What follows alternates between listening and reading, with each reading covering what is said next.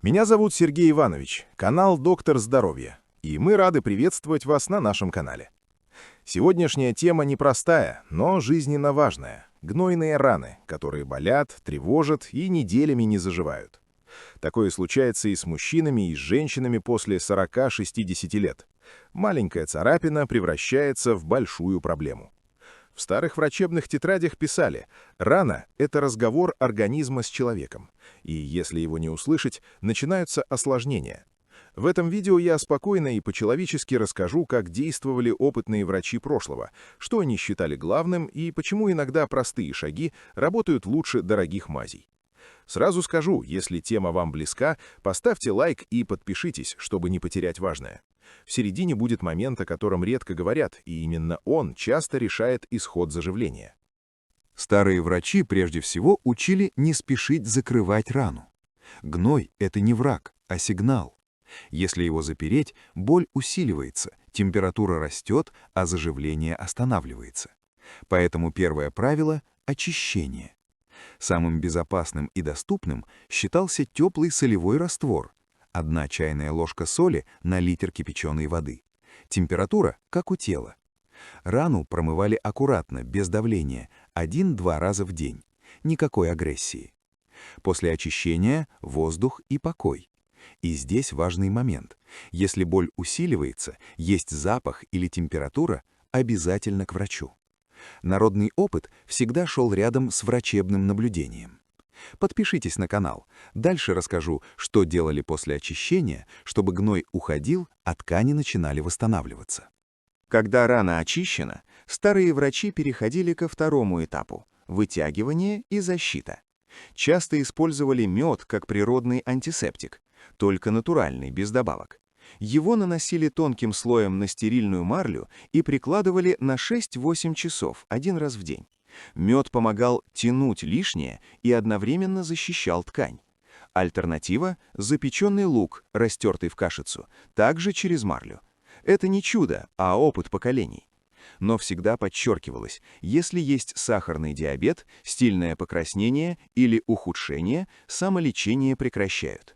Сейчас будет ключевой момент, из-за которого раны часто не заживают годами. Не переключайтесь и поддержите видео лайком, это помогает каналу жить.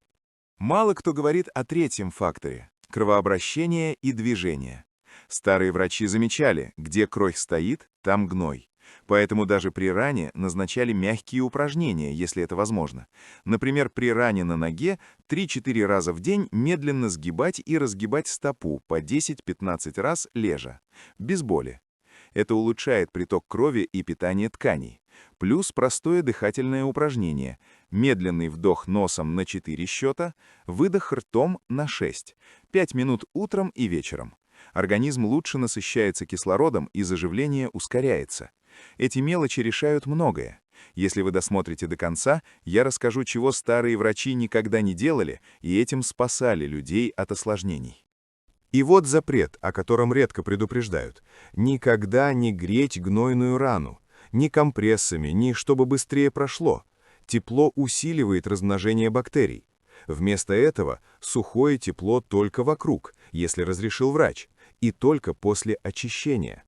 Для поддержки изнутри старые врачи рекомендовали простой настой – ромашка плюс календула, по 1 столовой ложке на 500 мл кипятка, настоять 20 минут, пить по 100 мл 2 раза в день, курсом до 7 дней, если нет аллергии. Это не лечение вместо врача, а помощь организму. Дальше я расскажу, как понять, что рана пошла на заживление, и какие признаки нельзя игнорировать. Если информация полезна, напишите комментарий. Опытные врачи прошлого учили внимательно смотреть на признаки заживления. Если боль постепенно уменьшается, гной светлеет и его становится меньше, края раны розовеют – это хороший знак. В такие моменты они советовали не вмешиваться лишний раз. Рану продолжали аккуратно промывать солевым раствором 1 раз в день и давали ей работать. Ошибка многих – менять средства каждый день. Старые врачи говорили, организм любит стабильность. Поэтому выбранный способ применяли минимум 3-5 дней, если нет ухудшения. И здесь я напомню, подпишитесь на канал и поставьте лайк. Впереди будет момент, который особенно важен для людей после 50 лет. Когда гноя становилось меньше, подключали заживляющий этап. Часто использовали облепиховое масло или сок алоэ. Облепиху наносили тонким слоем на стерильную салфетку 1 раз в день, не втирать. Алоэ, только свежий лист, разрезанный вдоль, прикладывали через марлю на 2-3 часа.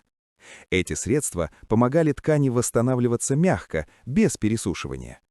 Но старые врачи строго предупреждали: если появляется жжение, усиление боли или покраснение, средства сразу отменяют. Народный опыт всегда был разумным, а не слепым. Отдельно уделяли внимание питанию, потому что без этого раны заживают медленно. Врачебные записи прошлого часто упоминали простой бульон, тушеные овощи, каши. Особенно ценили белок – яйцо, рыбу, немного мяса. Говорили прямо: без строительного материала тело не закроет рану. Из напитков – теплая вода, отвар шиповника по 100 мл 2 раза в день, курсом 7-10 дней. Это поддерживало иммунитет. Сейчас будет важный момент. Какие признаки говорят, что нужно срочно идти к врачу, даже если вы используете народные методы?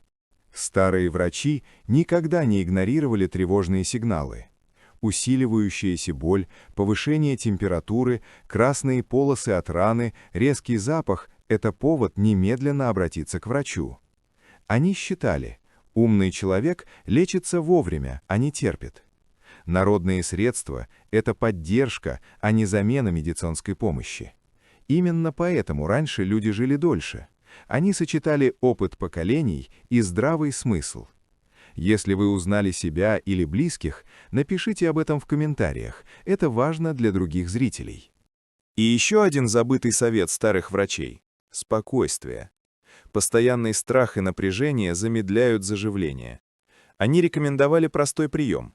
Перед сном 5 минут спокойного дыхания и мысленно отпускать боль. Это не мистика, а работа нервной системы. Когда тело расслабляется, восстановление идет быстрее. Дальше я расскажу, как ухаживать за раной, когда она уже почти зажила, и какие ошибки в этот момент сводят все на нет. Если тема полезна, поставьте лайк и подпишитесь. Впереди самое практичное. Когда рана начинает затягиваться, старые врачи предупреждали, именно в этот момент люди чаще всего все портят. Появляется корочка, и рука тянется ее сорвать. Делать этого нельзя. Корка – это природная защита. Ее не сдирали и не размягчали силой. Если кожа стягивалась и трескалась, вокруг раны, но не на саму рану, наносили каплю оливкового или льняного масла 1 раз в день. Это сохраняло эластичность кожи и не мешало заживлению. Терпение – главное лекарство на этом этапе. Старые врачи также учили правильно перевязывать. Повязка должна быть чистой, сухой и не тугой. Если бинт прилип, его не отрывали, а смачивали теплым солевым раствором и ждали. Перевязку делали не чаще 1 раза в день, если нет сильных выделений. Частая смена повязок травмирует ткань. Это простой, но забытый принцип. Если вам это знакомо, напишите в комментариях, сталкивались ли вы с такой ошибкой раньше. Для общего восстановления организма рекомендовали мягкую активность. Короткие прогулки, если позволяет состояние, по 10-15 минут 1-2 раза в день. Движение улучшает лимфоток, а значит, организм быстрее убирает остатки воспаления. При ранах на руках легкие круговые движения кистями по 10 раз утром и вечером, без боли, без усилия. Эти упражнения считались частью лечения, а не чем-то второстепенным. Особое внимание уделяли возрасту. После 50-60 лет заживление идет медленнее, и это нормально. Старые врачи никогда не ругали за это пациентов. Они просто увеличивали время восстановления и советовали не сравнивать себя с молодыми. Травяной сбор для поддержки, крапива и подорожник по 1 чайной ложке на стакан кипятка. Пить по 50 мл 2 раза в день, не дольше 5 дней, если нет противопоказаний. Все мягко и без фанатизма. И главный принцип, который повторяли опытные врачи, Рана заживает не мазью, а всем организмом. Сон, питание, спокойствие, движение и аккуратный уход – вот что действительно работает. Дальше я подведу итоги, напомню самые частые ошибки и расскажу, как сохранить результат, чтобы рана не открылась снова. Если информация полезна, поддержите канал лайком и подпишитесь. Впереди финальная часть. Подводя опыт старых врачей, важно понять главное. Они никогда не боролись с раной вслепую, они наблюдали. Если улучшение шло, не мешали. Если появлялись тревожные сигналы, действовали быстро. Именно поэтому осложнений было меньше. После почти полного заживления они советовали еще 5-7 дней беречь место. Не тереть, не мочить лишний раз, не перегружать. Даже если кажется, что уже все прошло, ткань внутри еще слабая. Это тот момент, где терпение спасает от повторного воспаления. Еще одна частая ошибка – возвращаться к прежнему образу жизни резко. Старые врачи учили делать это постепенно. Если рана была на ноге, сначала короткая нагрузка, потом отдых. Если на руке, не поднимать тяжелое несколько дней. Для поддержки кожи они иногда рекомендовали простой компресс из отвара дубовой коры. 1 чайная ложка на стакан воды, кипятить 10 минут, остудить, прикладывать через марлю на 10-15 минут 1 раз в день, только когда гноя уже нет. Это укрепляло ткани. Очень важен и психологический момент. Люди раньше не паниковали, но и не игнорировали проблему. Они понимали, тело восстанавливается, когда ему помогают, а не торопят. Если вы сейчас проходите этот путь, не ругайте себя. Делайте все спокойно и последовательно. Напишите в комментариях, какие методы вы пробовали раньше и что помогло. Ваш опыт может быть ценен другим. И еще раз напомню, народные методы – это дополнение, а не замена врачебной помощи. Старые врачи были мудры именно потому, что сочетали знания и практику. Если рана не уменьшается, боль усиливается или состояние ухудшается, обращение к врачу обязательно. Забота о себе – это не слабость, а зрелость. Если тема откликнулась, поставьте лайк и подпишитесь на канал. Впереди еще много полезных и спокойных разборов для здоровья после 40-60 лет. На этом мы завершаем сегодняшний разговор.